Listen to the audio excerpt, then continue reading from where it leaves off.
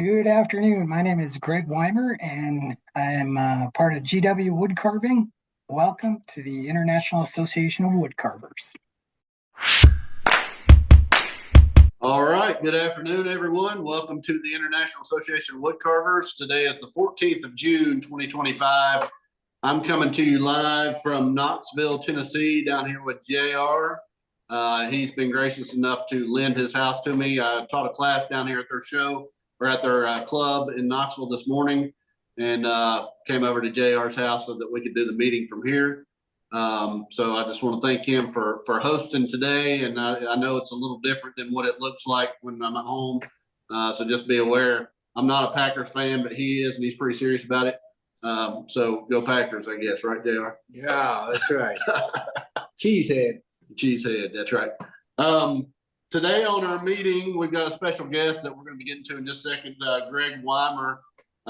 He is coming to us from GW-Woodcarvings.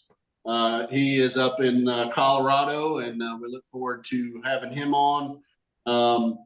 Before I get started with Greg, I want to tell you a little bit about some stuff that's coming up. Josh Arroyo is going to be on next week. Those of you who don't know Josh, he got the CCA Merit Award in Charlotte this year. He's sending some stuff out to the CCA show, Carving the Rockies in September.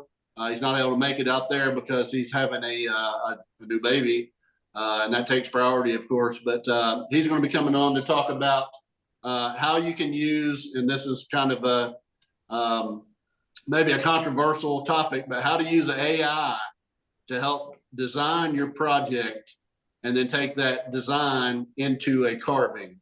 So he's actually using new technology that a lot of people are against as far as artificial intelligence, and using it for good to help us design projects. So I look forward to seeing what he's going to share with us. We're going to take some time off after that. We're not going to be having meetings during the month of July since we had 3 meetings in June. Usually this is our summer series where we do one meeting a month, but because we've had 3 in June, we're just going to take July off. We'll have one presenter in August, and then we'll go back to the weekly meetings in September. So I just want to bring that to your all's attention. I'll put all that stuff out on social media so everybody's aware kind of what the schedule is, and keep everybody kind of up to date on what we're doing. I want to tell you a little bit about some upcoming shows and stuff that's happening. The CCA Carving the Rockies show is September 20th and 21st. That's out in Colorado Springs, Colorado. You've heard me talk about it a bunch of times. I did hear from Dale Green today that there's only a few tables left for vendors. So if you want to have a table and you want to sell your carvings, rough outs, promote your club, whatever it might be, you need to go ahead and get signed up for those because there are a limited number left. You can go out on the CCA website, get the application, send it in to Dale. They'll get you signed up. But try to do that if you can. Try to make it out to the show. It's a great time. Again, it's the only caricature carving show in America. So if you can make it out there September 20th and 21st, make sure you do that. I want to give a shout out to the Smoky Mountain Woodcarvers Festival that they have coming up. Looks like October the 4th and 5th.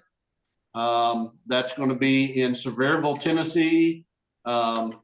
If you get a chance and you're in this area, especially for vacationing, or if you just come here to visit, or if you live in this area, try to come to that show. Again, it's October 4th and 5th. We're going to have instructors as far as Gary Phelan, Richard Holden. There's going to be a chip carving instructor, Bill Johnson. Ed Lampert's going to be there. We're going to be having Rich Weatherby. Rich Weatherby's coming to teach a clay, bark, caricature, or realistic class.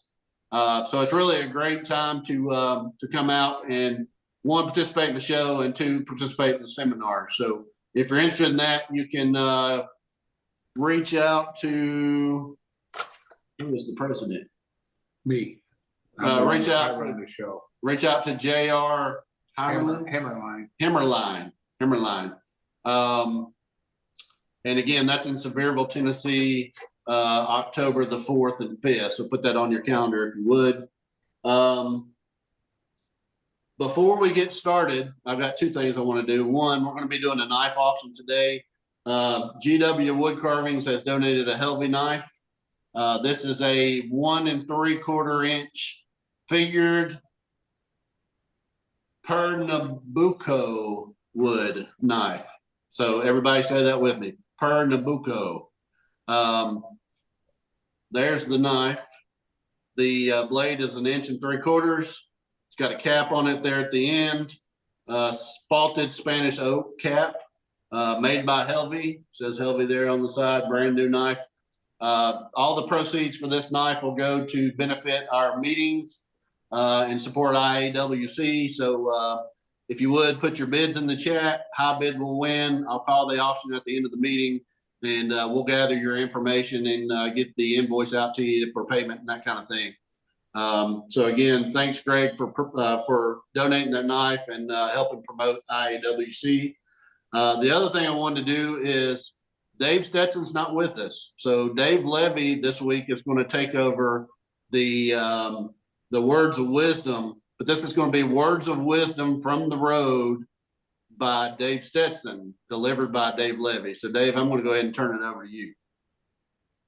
Thank you, Blake. And yes, these are exact words of Dave Stetson from Dave Stetson on the road. And you'll probably be able to understand why they're on the road words. So the words of wisdom: education is good for the mind. Rest stops are good for the bladder. Blake, I'll turn it back to you. Thank you, Dave. So as you can tell, that's direct from Dave Stetson. Dave went up, I think, I'm not sure where he was teaching a class this past week, but he's traveling back to Arizona, and we were aware that he wasn't going to be able to make it, but he was gracious enough to share his unique words of wisdom with us, and we thought we'd pass those along. So thank you for that, Dave. Look forward to having you back next week. So again, this week we got Greg Wymer on.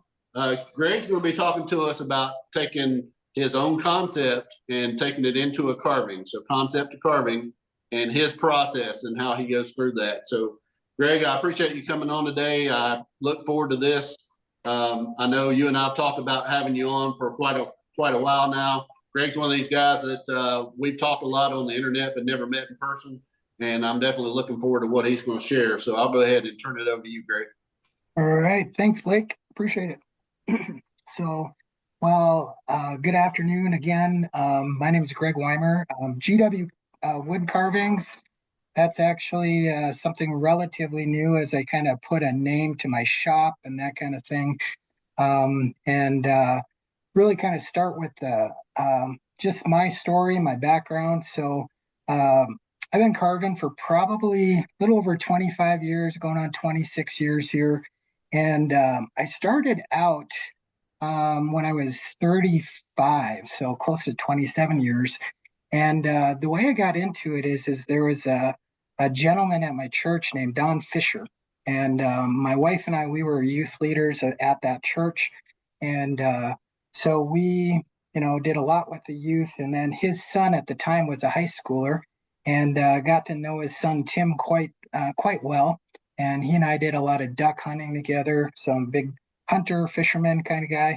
And so unbeknownst to me, Don carved me a wood carving. And at the time, and I'll show you the carving here.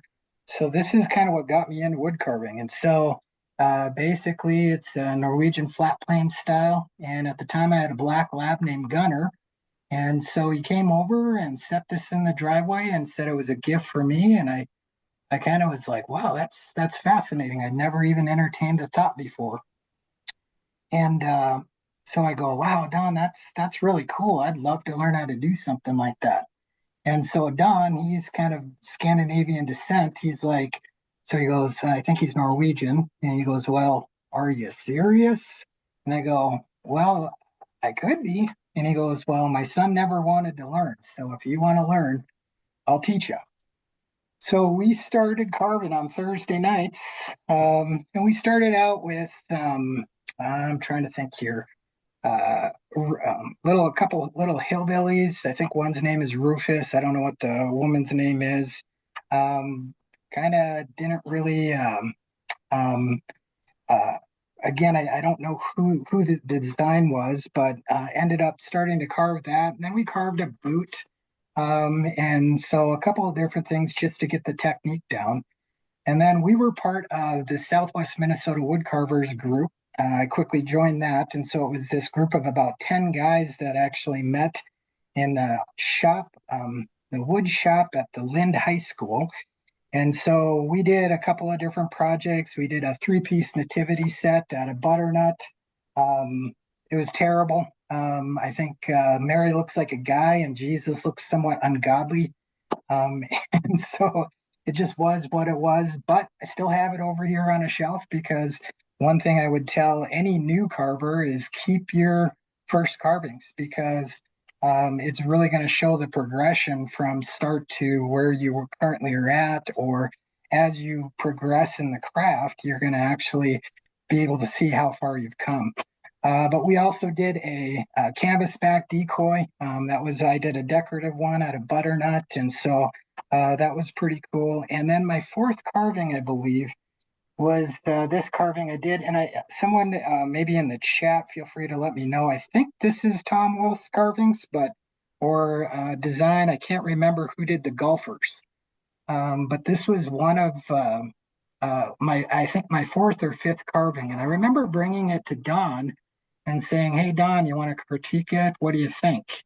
And he said, "I think I've taught you all I need to know. All you need to know. You're good to go." And of course, that wasn't the truth because there's always things that we can learn, and people continue to glean information off of other carvers and that kind of thing. And so that's really what started my wood carving journey, so to speak. Some of my early influencers, of course, Don Fisher. So Don Fisher, he is out of Minnesota. He was out of Cottonwood. Now he's closer to central Minnesota, Litchfield. And I did show you the first carving that he gave me. So he gifted me this carving. And I will tell you, as far as my journey on wood carving, so I recently moved out to Colorado in 2022. So prior to that, I was in Southwest Minnesota. And so I was back there about a year ago for the sale of my house. And he was actually packing up because he was going to move to central Minnesota, closer to his daughter. And so in my family, we have this tradition of, like, if my dad has something cool, I say, "Hey, Dad, put my name on that. So when you pass away, I can get that," right? So he had carved this carving that I was completely fascinated by. And so I said, "Hey, Don, put my name on the bottom of that carving so that when you pass away, maybe I can have it in my shop." Well, he actually gifted it to me last year. And this was not his design. It's a class I think he took. I'm not sure who the original artist was. But the detail that he did with this carving, it's out of butternut, and it was just amazing. So it's only right that our carving journey together started with a carving, and it ended with a gifting of a carving. He's still very much alive, which is great, and so we still stay in contact and send photos of our recent carvings back and forth. So really important to have a mentor like that if you can snag someone or have someone that can kind of teach you. When I attended those wood carving nights, and those Thursday nights that started with Don and I, grew into about 15 people, and most were maybe 30, 35 years my senior at the time. And so I enjoyed the conversations as much as I enjoyed the wood carving. And especially with Don, a lot of wisdom when it came to wood carving, but just a lot of wisdom in life. And so really appreciate the relationship that I've had with Don. So he was one of my early influencers. Yep. Oh, I thought I heard something. So sorry about that. A couple of the others that are pretty well known. Chris Hammock was one of my early influencers. I actually found a bottle topper out in South Dakota at a gift shop that I gave my brother. And so two of them actually. This one's a deer hunter. This one's a duck hunter. And so he still has those Chris Hammock resin, I think, reproductions, so to speak. What I did is I just took them back, traced around them, and used them as go-bys. And so these are Chris Hammock's designs, but just really cool. I loved his style. And so that was something that he was one of my early influencers. His Barfly of the Month clubs are absolutely amazing. I love those. Bruce Ankeny, actually, he just reached out to me this morning. So he's out of Blue Earth, Minnesota. So we had communicated back and forth over the years. I knew him before he was famous, Blake, in terms of character carvers of America. And he had carved just like he does the pumpkins and he does those gnomes that I think many of you have carved. Here's one that is a Bruce and Kenny design. Okay. And I actually saw it on his Facebook page and I said, "Hey, Bruce, you got a pattern for that camel?" And he said, "Oh yeah, sure, I can email that to you." So he emailed it to me. Well, so one year, and I can't remember when I carved this, what year it was. Should have put it on the bottom, but I took the day off. It was my birthday, and so I carved this camel. And my youngest daughter at the time, Leah, she was maybe 9 years old, and she's like, "Dad, you carved that camel on your birthday. You should put a birthday hat and a party favor in its mouth." And so many of you have birthday candles. I have a birthday camel. Okay. So, but that's Bruce Ankeny. So he was an early influencer. Then some of the others, I don't know if it's Clive Taylor or Cleve Taylor. He did the motorcycle guys, I want to say, carving motorcycle guys, or maybe that was Tom Wolfe. I can't remember. I get them mixed up, but I do have a wood carving up here of a motorcycle guy that I spent a lot of time on. That was pretty cool. Tom Wolfe, I think, was the golfers. And then Bob Thurston was one of my early influencers. He's just done a lot of cool work, and he was kind of at the time someone that was kind of prominent in the craft. I think he still is, but just really appreciated his carvings. There was also a guy named Larry Longtine. And I was always fascinated. He used to have a shop in Lake Park, Minnesota. And then he moved to Moorhead. I would go and spend hours in his shop. It was just fascinating, especially as a brand new wood carver, just kind of seeing all that he does. Now there is a steam thresher show in Rolog, Minnesota that has this carousel, this wooden carousel, and he refurbished that whole carousel and carved life-size carousel horses and just kind of refurbished that whole thing. He was just a fascinating guy. I believe he's still alive. I've lost touch with him, but he was an early influencer. And then I would say recently, and this isn't to flatter anyone, but some of my favorite carvers right now, Blake Lunsford, Sarah Rasmussen, or Sarah Barkalow, used to be. So Sarah Rasmussen. And then Peter Ekbach out of Sweden. Some of the stuff that he does is so cool in terms of just carving figures and characters. And so he actually carved me a carving of myself back here, teaching my dog to play Dad Thor. And so just there's just a lot of creativity in the field from that standpoint. So that kind of gives you an idea of some of my influencers, kind of the start of my journey, where I've come, kind of where I'm going, so to speak, that kind of thing. So talking about today's content matter in terms of taking a concept to carving, really kind of focusing on the creative design process. And so first of all, I would say, if you're brand new to the craft or you're just getting started, I'm going to encourage you first and foremost, practice on the fundamentals. Okay, take classes. So I've taken Ryan Olson's Hot Tubbers class, Dale Green's Boomer class. Actually, that one's one of my favorite carvings. I'll show you this. Here's Dale Green's Boomer class. I had a chance to carve that. Turned out really cool. Put a little standard baseball cap on the top of them, but really kind of cool. Jen Jansen, actually, who's no longer with us, she passed away last year. I actually took a few bark carving classes with her, doing some whimsical houses. So I've taken a few classes over the years just to kind of get my skills up to speed. I think online there's all kinds of opportunities. You got Doug Linker's videos, Blake Santa's videos. I think Johnny Layton's doing a lot of cool stuff in terms of showing people how to carve different things. And so, tune in and take some online classes, take some in-person classes. I am going to be at the Carving the Rockies this September, and actually going to take the 3 classes during the Woodcarving Academy, Monday, Wednesday, Friday. So that's a good plug for that. So, really kind of practice on those fundamentals. And I would say get proficient on the fundamentals before you actually launch into the world of design. But I think once you get proficient on carving other people's designs, now it's kind of like, okay, how do you build up the courage to do your own ideas, your own concepts, and really kind of branch out on your own? And so I'll give you a few kind of pointers from that standpoint. I'll show you a little bit here, but it's tough because right away, even after you've been carving for a while and you've been carving other people's designs, it's tough to build that confidence up.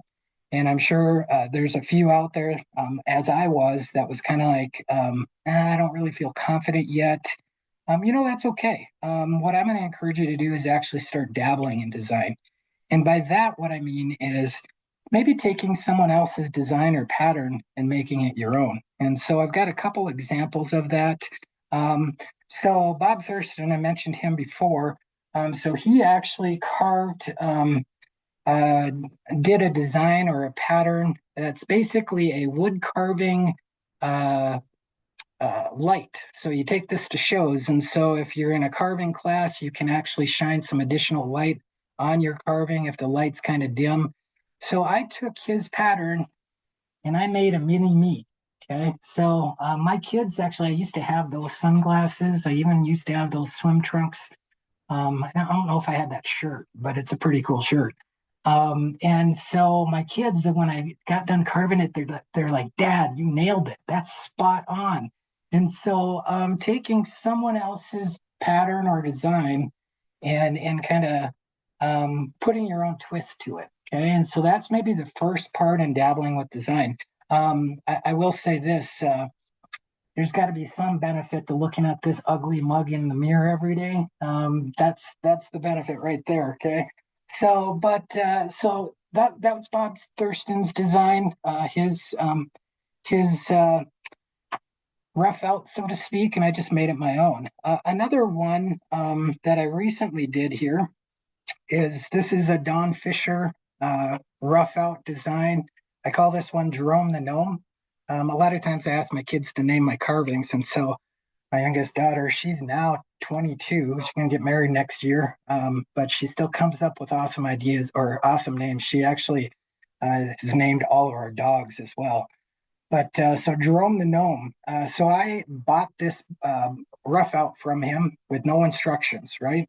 And so I just kind of started carving my own deal. I have no idea what Don's original looked like. I just carved what I saw and what I envisioned. And so this face here is nothing like Don's original carving. Actually, I should ask him to see kind of what his original carving looked like. But so take someone's blank, take someone's rough out, and actually start putting your own twist on it. And I think that's a good way to kind of get the creative juices flowing and really dabbling in design, so to speak.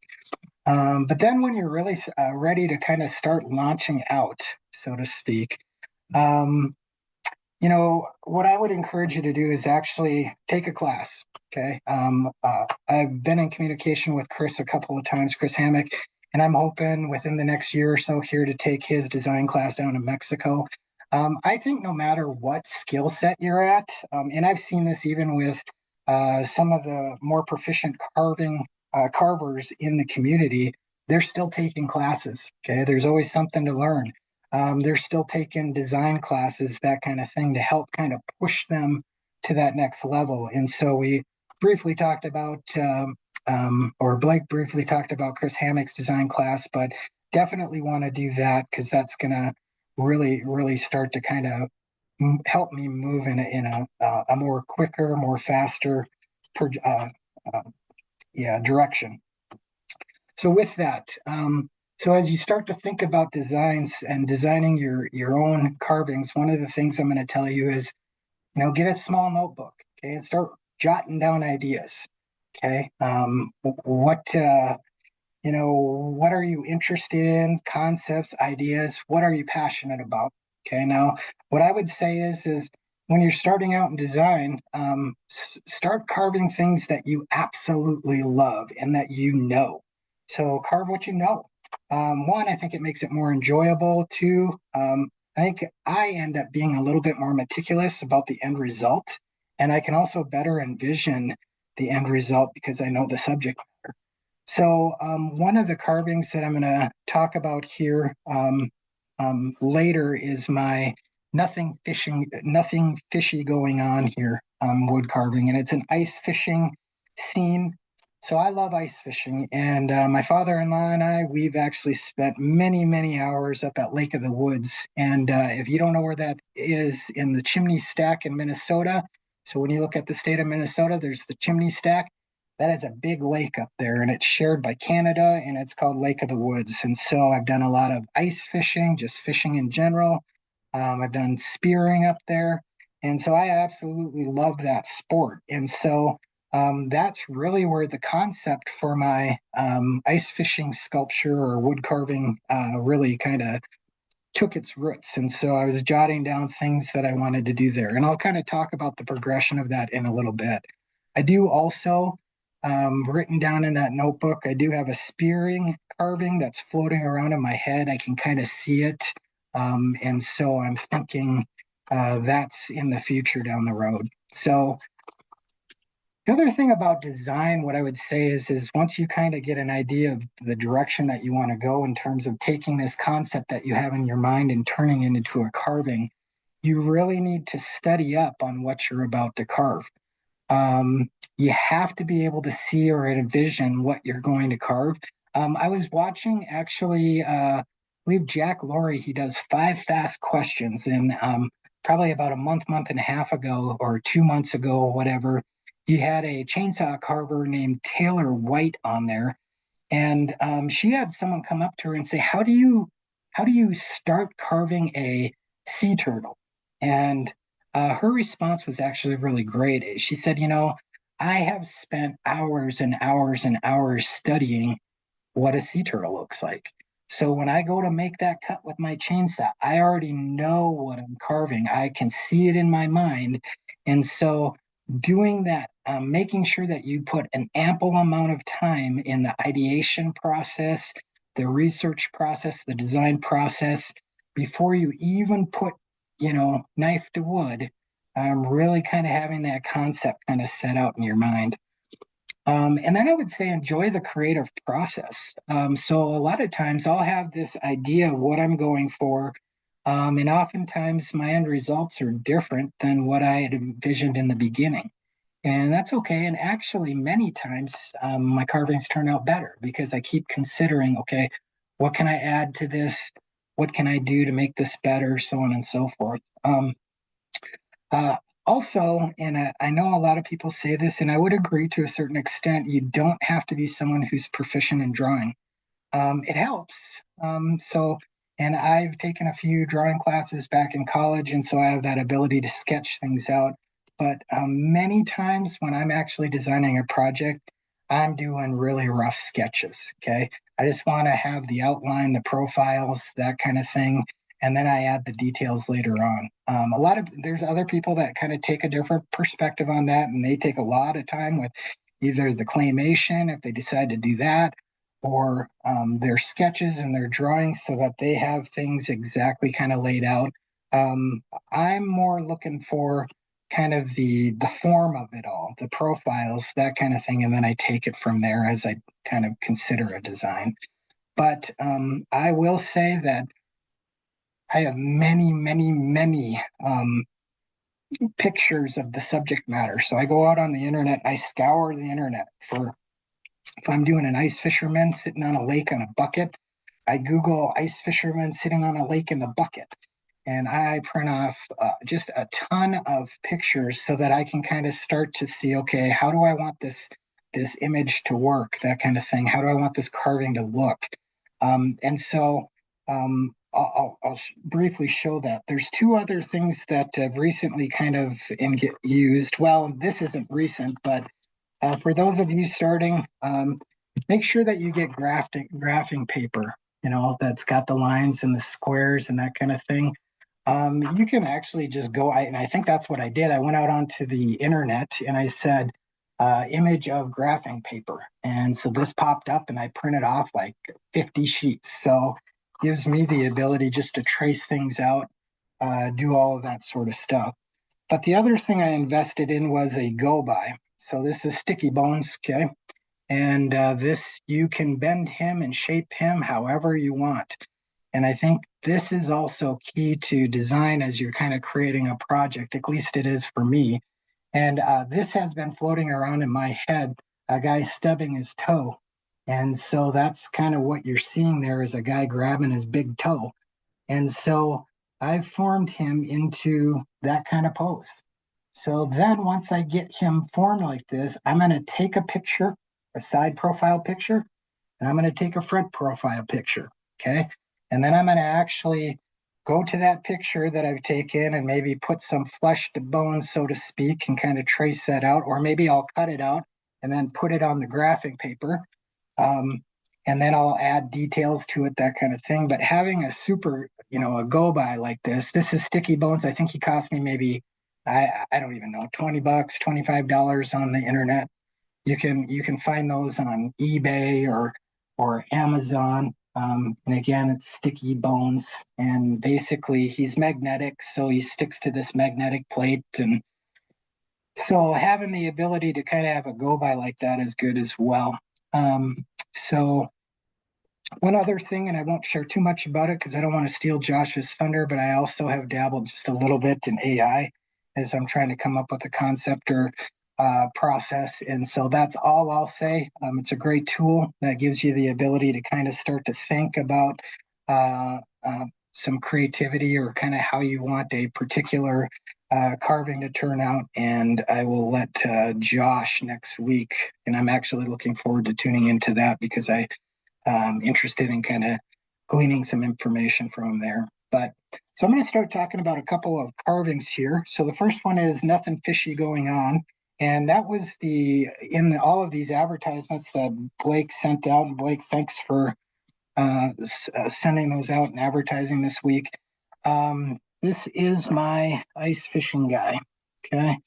And so I started out with the concept of basically a guy sitting on the lake and on a bucket, on a white bucket. And this is the guy, can tell he's been staring down that hole quite a long time because he's got this bored look on his face. But you know, you can see that picture. The other thing I failed to mention, so I'm not selling anything, but trying to build a following. So if you're on Facebook, you can Google or search GW-Woodcarvings. Feel free to follow or like, but on that page are a lot of my original designs as well. But so to start out with the ice fishing guy here, I did just a ton of research. Okay. So I'll show you all the pictures. So here's a guy sitting in a chair on the lake. Here's an old timer sitting there with a guy or sitting fishing on a bucket or something, box, I don't know. So I just did a ton of research here. So another guy, and the list goes on. I got a stack of these pictures, but there's a couple things that you'll notice that are consistent with my carving. Okay, so here's a dog looking down the hole. Okay, you'll notice on that picture that I have on that you all have seen this week, there's a black lab looking down the hole of an ice fishing hole, so which is kind of cool. Here's a guy with a fur cap and a Filson jacket and a pair of Carhartts and ducky boots. Here's a guy, and what I tuned in on this one is he's got an old time auger, okay, hand auger. Back in the day before the gas powered augers, you were drilling the ice by hand and you hoped that the ice wasn't that thick, right? So my carving has an old time auger that's with it. The other thing, this might look a little familiar. Look at that hat. Okay. Basically, I was like, yep, guy needs a beaver skin hat. So, you're kind of combining concepts as you come up with the design. And so I'll show you kind of some of the things that I came up with as I was designing this. So the first is, this is the picture I decided on. Okay, so I cut out the picture. And what does this look like here? Kind of looks like that picture. So I sketched it out on graphing paper, that kind of thing, changed out the hat. So I had the beaver skin hat on there. And so that's how this started. So that was the front profile. And I told you my sketches are rudimentary. They're very basic, but this is the side profile of the carving. And I didn't even kind of shape out his foot. I just knew I needed a piece of wood there to be able to carve. And so I'm not spending a lot of time sketching out drawings for me. That just, I'd much rather kind of spend it on the research, figure it out, and kind of move forward. Now, I will say this. So each time you create a design, so to speak, okay, it might not turn out your first go around. Okay. And so one of the things I want to tell you is not to get discouraged. If I were to do this one again, I would make one change. And this is to some people, they're like, well, it might be considered a mistake. I just consider it a part of being a character carving, but that leg is really long. Okay.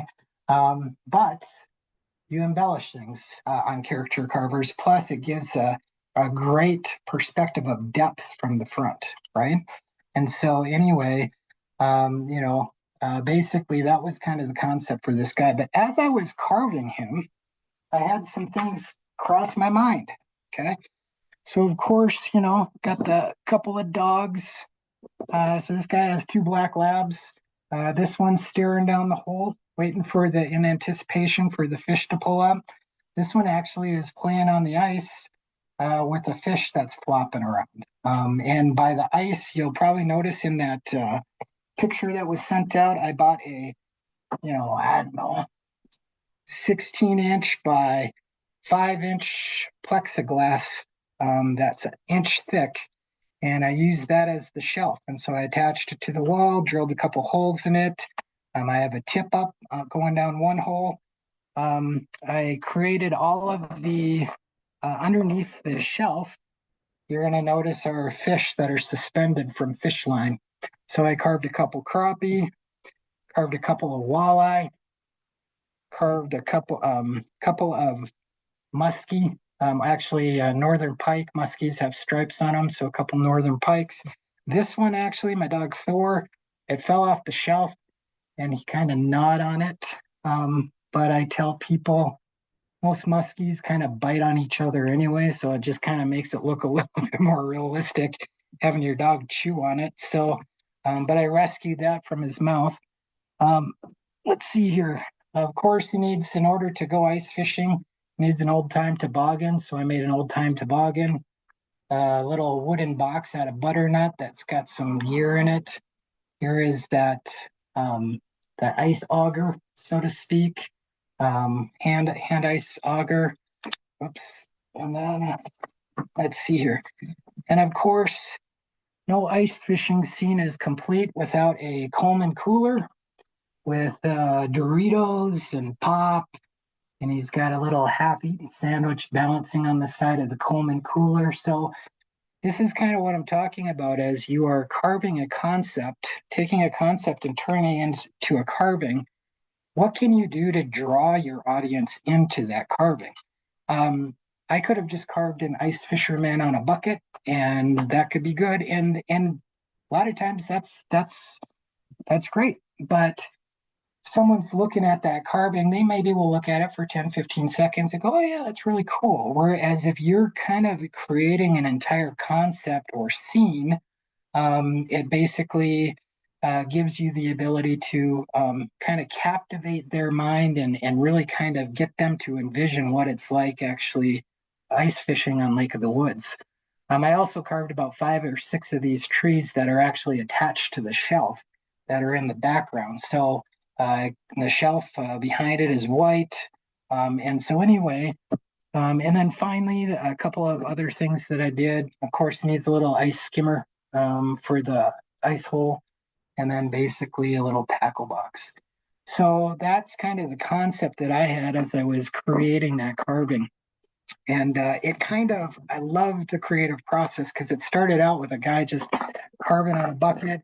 And then I'm like, oh, he needs this, or oh, I need to add this. I had someone say, oh, you forgot the chew can that has the little um, little maggots in it, or the little worms in it, or whatever the case is. But ultimately, the more you can add to your concept, the better. So that's one thing I'll encourage you from the design process.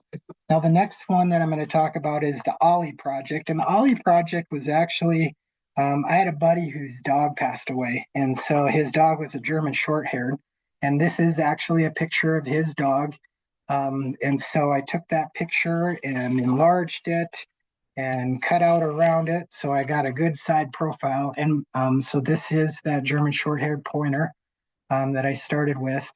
And what I'll say about that is, I think this is just my perspective, but carving animals, if you can get a good side profile of an animal, I think that's half the battle. Of course, there's other ways to do this, of course, in terms of design. Also, a good front profile never hurts, so that you can kind of carve that. But this is actually what I came up with, and so this is Ollie, his dog, and the markings on it are exactly like his dog. I got photos that kind of showed kind of exactly how his dog was. And so I liked it so much, I carved myself one. So he has the original, and so this is Ollie too, I guess. But the cool part about this actual carving is that this is minus the bamboo skewers. This is all one piece of wood. So Ollie is not attached to the base. He is carved from this block of wood. And so I've always been kind of fascinated about, creating carvings that are out of one piece of wood, so to speak. And so that's what I did with this guy. The bamboo skewers, they were actually added. And then I thought from a concept standpoint, what's he pointing at? He's a pointer, right? What's he pointing at?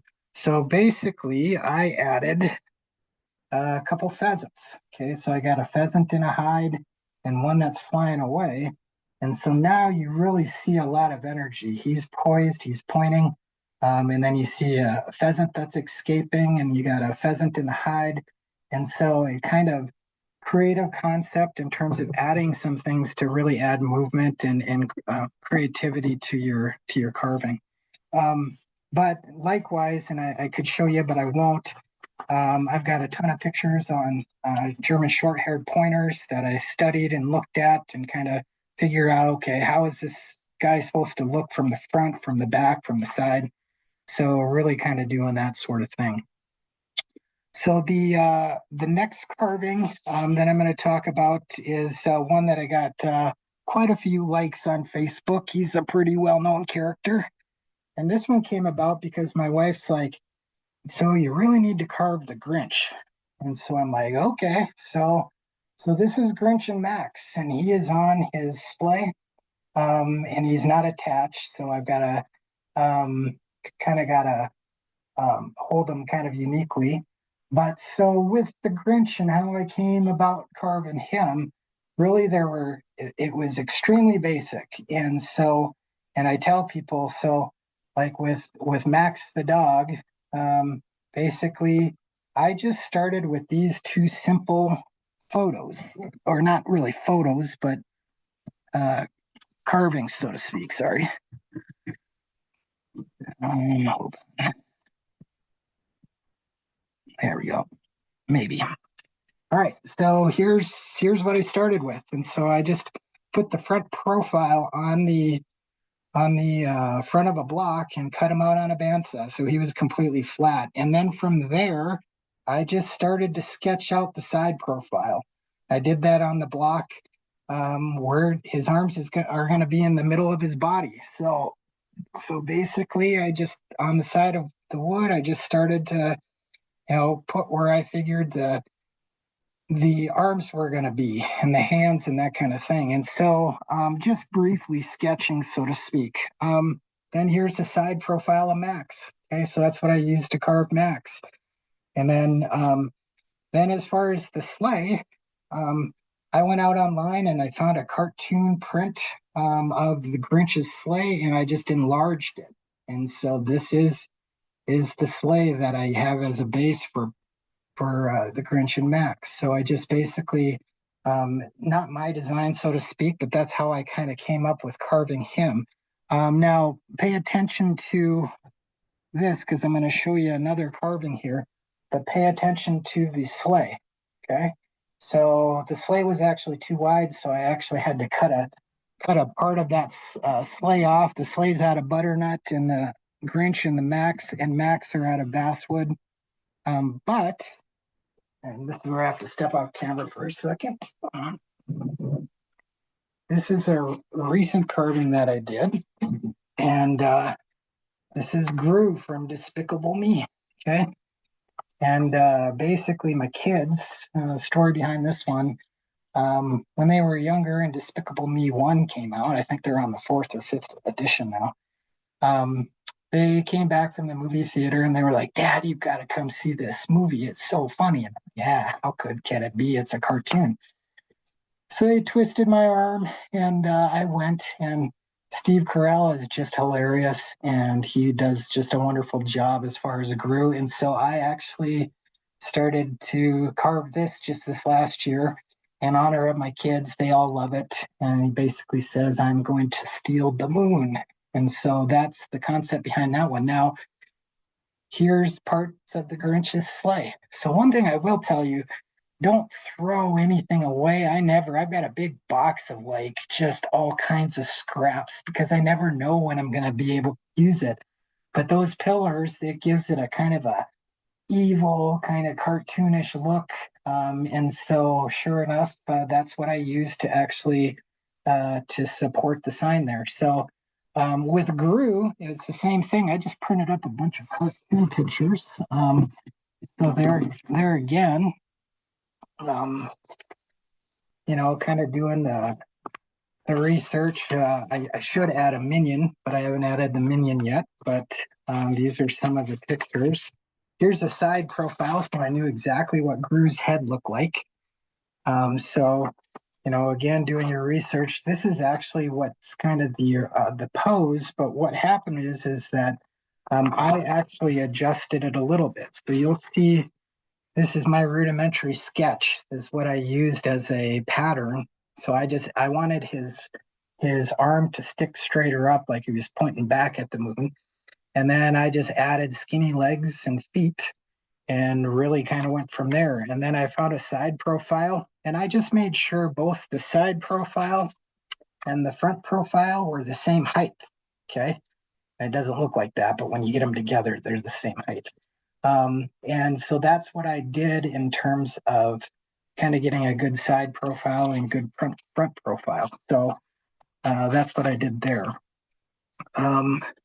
Couple other creative things that I haven't really used designs on, but I love riding a motorcycle, and so I've got these. It's called On the Road to Sturgis series, and so. Blake, at some point in the future, maybe down the road, doing a kind of a sample or a carving.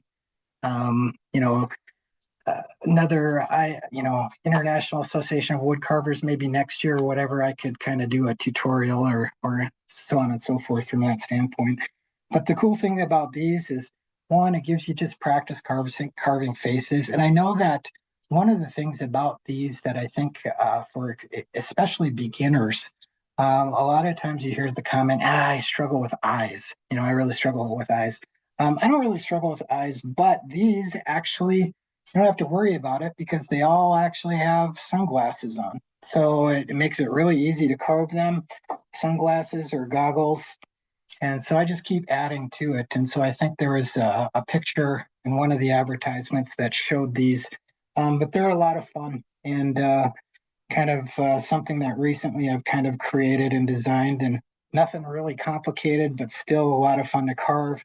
I get a lot of comments on those just because they're fun. They look like Harley Harley motorcycle riders, that kind of thing. So Dave, I'm going to actually switch over real quick and share my screen. Just give you, and this is one more example, so to speak.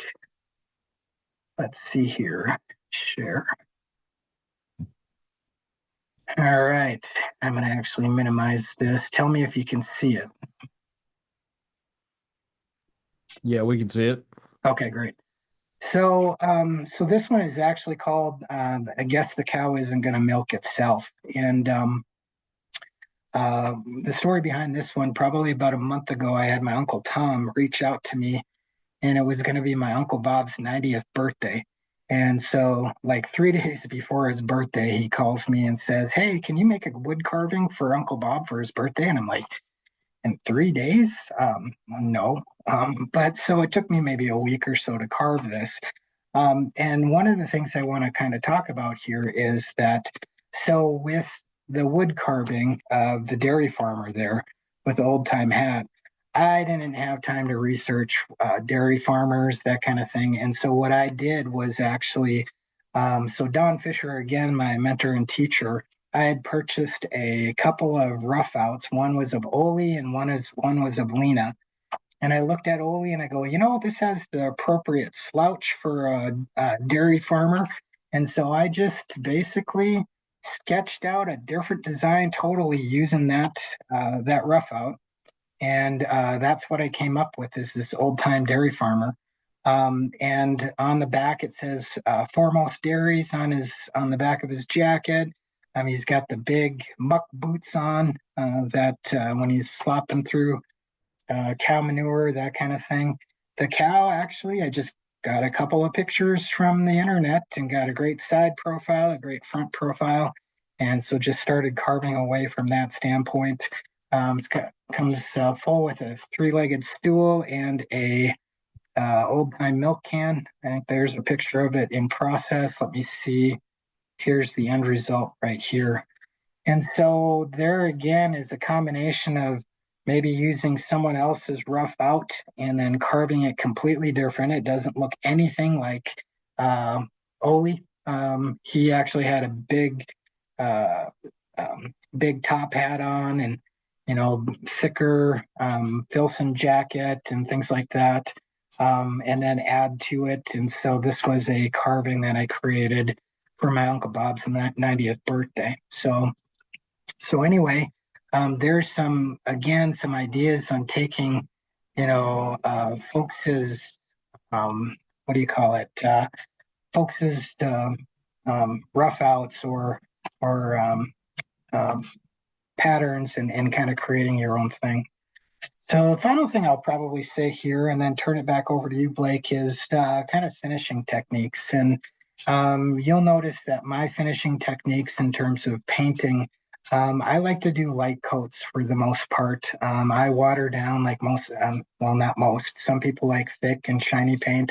Other people's like their acrylics to look more like a stain. And so I do water down mine and go over with a lot of layers. I like to see the actual wood grain and see that it's actual wood. But that being said, I have seen some really great carvings get wrecked by paint. And I've actually seen some, okay carvings that have been extremely improved by paint. And so I think it's important to get that painting technique down, especially as you're finishing the concept, the colors, all of that kind of stuff, that all kind of plays into this concept to carving and the whole creative design process.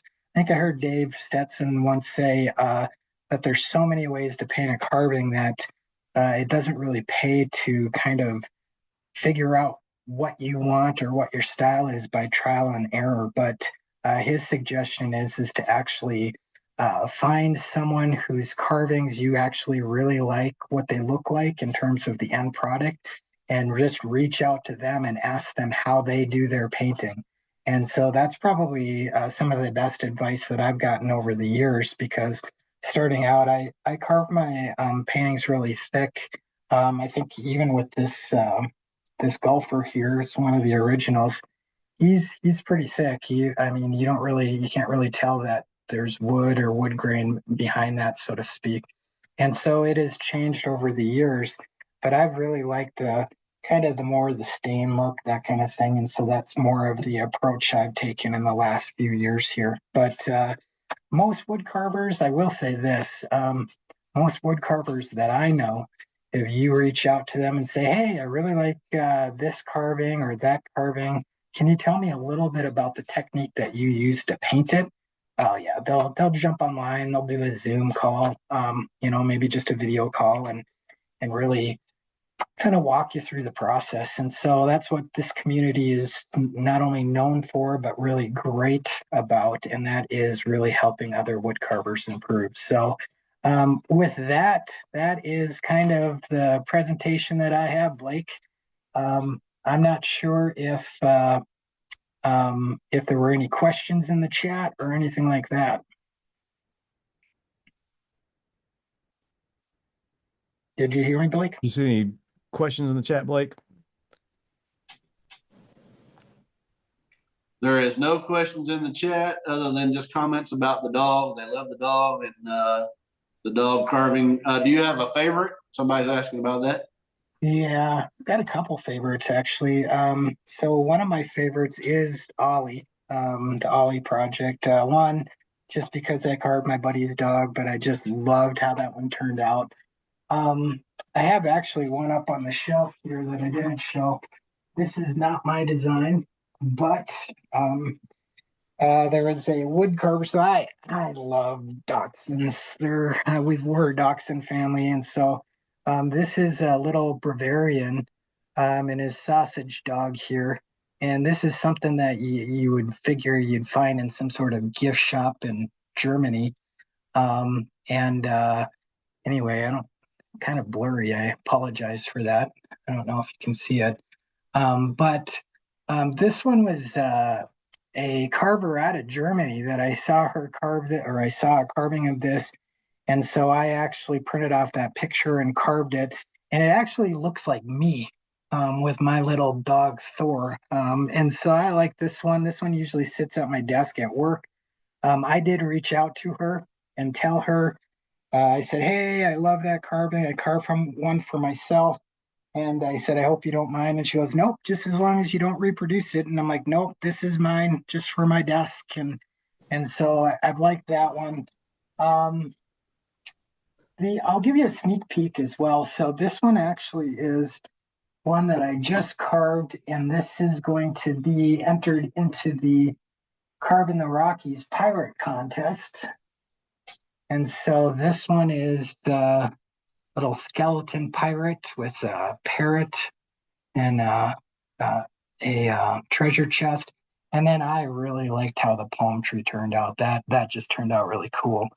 And so I will say this, if you're going out to Carve in the Rockies and you haven't carved your pirate yet, here's a plug. Start coming up with your ideas. I hope I'm not wrong, Blake. Otherwise I carved a pirate for no reason. Yeah, that's the special category this year is pirates and scallywags. Okay, so anyway, there's kind of a more recent carving that I did there. So I don't know if that got a few favorites. I also have one that's kind of my favorite. It's still at work on my shelf, and it's one of Chris Hammock's barflies, and it's the old Carver.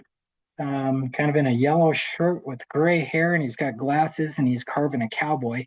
Made mine carving a fireman, but basically that's one of my favorites too, because it was one of those early on that I carved, and it turned out exactly how I hoped it to be. And so I think we all have a few favorites like that. So there's a couple more questions in the chat.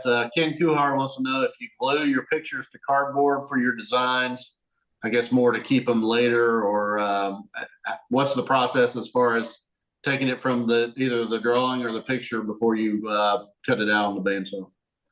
Yeah, I used to be more meticulous on that. So I used to get basically cereal boxes and glue it on and then cut around it. So I had them, and I have, in one of my cupboards here, a bag full of those More recently, I haven't done that quite as much. I should, because otherwise there's a tendency for them to get bent. I have like a stack of like photos and pictures and printouts and stuff like that. So a lot of times my patterns are just kind of tucked away in between those sheets. So not quite as meticulous as I used to be, but I used to do that, and I used to actually use just cereal boxes. But now that I don't have any kids that are living at home that eat cereal, maybe that's what the cause was to stop doing that. I don't know. So, So how about competitions, Greg? I know you said you're going to put something in the Colorado Spring Show. Do you compete in any other shows? so great question. I am literally never won a ribbon or anything on any of them. I've never put them into a show. It's just I'm at that stage where I can finally, and maybe some carvers in this community cannot relate, but I was always buying new shoes and clothes and whatever for the kids that couldn't really afford to travel to some of these different competitions. And so now that I'm getting a little bit more gray in the beard and my kids are through college for the most part and that kind of thing, now I'm rich. I have money to spend on my hobbies. So not really, but I'm actually looking forward to kind of putting some of these carvings into some competitions just to see how they do. And but no, I've never won an award, and it's just all for pure satisfaction. So I know some people are really driving towards maybe a creative concept, that kind of thing. I don't know. I've just carved what I like, and it's more for the enjoyment of wood carving for me. So I never win an award. Okay, that's all right. But I tell you, once you come out to the CCA show and participate in that show out there, you'll be hooked, and you'll want to put stuff in shows every year. So, well, I will. We'll see. Well, that all depends on whether I win an award. But anyway, so great question. But no, I haven't won anything or entered into any other shows. But I'm getting to that point where I have the ability to spend a little bit of money and do a little bit of travel. So I'm excited about that. so Kurt's asking, what was the name of the carver that you followed from Sweden that you mentioned earlier? It was Peterson. Oh yeah, Peter Ekbach. So Peter, and then it's Ekback. And he's got some cool videos that he shows. He starts out with a hatchet and just kind of and kind of shapes it out, and then goes to a knife, so to speak. And his all of his are original ideas. It's absolutely amazing. I know he carved a guitar player for Bruce Ankeny a while back, that kind of thing. And so he's just he's one of my favorite carvers out there because he's so creative. He also just loves to play music and that kind of thing. So he's kind of a neat individual. He's another guy I would love to meet sometime in real life. So. All right. Well, I'm going to remind everybody we're still bidding on the auction in the chat for the knife that Greg donated to help the IAWC. So if anybody's interested in bidding on that, we've got that for a few more minutes. Any other questions for Greg at this time? I'll just finally maybe wrap up with a couple of things. And I made reference to this early on, but we're all at different stages, right? Some are just starting to learn it and are kind of figuring out how cool this wood carving is. Some have been doing it for 30 plus years, and we all kind of expand or run the gamut. One of the things that I would say early on as you're starting to carve, don't get discouraged, okay? Because I think it's easy to compare your carvings to someone else's carvings and go, oh yeah, mine doesn't look that good, or whatever the case is, or whatever. And you can start to really kind of get discouraged to the point where you don't want to continue. And I'll show you. This is what baby Jesus looked like when I first carved him. Okay. I mean, he's terrible. So I was right there with you at one point in time. And so I think the key there is, keep working at it. Keep going. There's plenty of carvers out there that are going to give you pointers. Here's another little dachshund that I recently designed, wiener dog. So you get to the point where you just start carving your own stuff, and it's just a lot of fun. So I just want to be encouraging from that standpoint. We all start somewhere, and so I just want to encourage you from that standpoint. So. All right, Greg. Well, like we talked about before the meeting started, it's all about building community and, keeping this thing going and trying to get new carvers involved. So you definitely have something to gain by just being around other carvers and watching and listening. Carvers are some of the best people to share, and it's definitely a good way to get started. So appreciate everything you shared with us today. One more time, I'll show you this knife. It's a 1 3/4 heavy. I'm going to try to pronounce this again. It's figured Pernambuco wood. Never heard of it. It's some of the exotic wood that Rich and Holly got in from Helvey with a Spanish, spalted Spanish oak cap. So that's the end here. Again, Greg had them make that. He donated it to us so that we can use the proceeds to continue these meetings. And again, like I said, we're going to try to take these in through the fall, and we'll start back with the weekly meetings in September. But all the proceeds will go to allow us to keep that Zoom subscription, keep it open so we can have as many people that want to come in can come in and watch the meetings live. So that's Blake, what all that will go towards. Blake, did you say that you were at JR's place? I am at JR's place right now. We're in Knoxville, Tennessee. I will tell the JR will love this. Basically, hey, go pack, go. Got a Green Bay Packer Helvey knife. Okay. Wow. I love that. Actually, yep, Rick, he did that. Go Packers. I'm also a Detroit Tigers fan, so baseball season rolls along, and it's got my Detroit Tigers on the other side and Tigers on the top. It even has a Lombardi trophy on the bottom. Nice. Rich and Holly, so Rich does these tattoo knives. And so I'm a huge Packer fan, JR, so go Pack, go, man. So, oh, yeah, nice. You're from Minnesota too, aren't you? I am. Yeah, I tell people if you can be a Packer fan in Minnesota, you can be a Christian anywhere. And there you go. Having said all that, I just want to say thank you all for coming on today. We'll go ahead and call the bid on the auction. Looks like Dave's been the winner. Dave, if you'll stay on. I don't have a last name, so I'm hoping there's only one Dave in this group, but who knows? But Dave, if you'll just stay on, then we'll gather your information, your address, so I can ship this out to you and let you know how to pay. Just want to say thanks again, Greg, for coming on, sharing. You're a big inspiration. Love to hear how you take a concept and go to the carving and all the thought process that you go through with that. So thank you for sharing that. Again, next week we'll have Josh Arroyo on.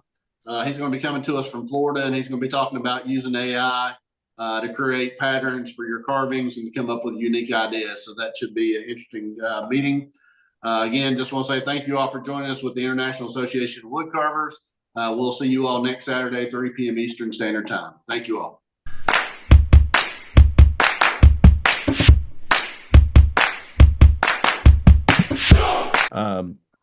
We'll do as many takes as you want to do. If you want to have fun with it, have fun with it. If you want to be dry and senseless and boring, no, I'm just kidding.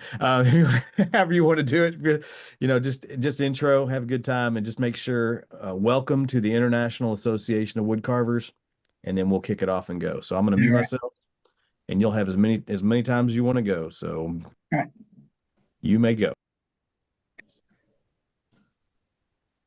That was pretty good. I guess he just needs one take. That's all he needs. Yeah, next time I'll record it. So let's get going. Right. All right. Yeah, take two, because we don't feel now. Hey, good job. Don't joke about that, Dave. You know how that goes. I know, I do it all. Yeah, I had to do it before. All right, let me pause this rolling and going.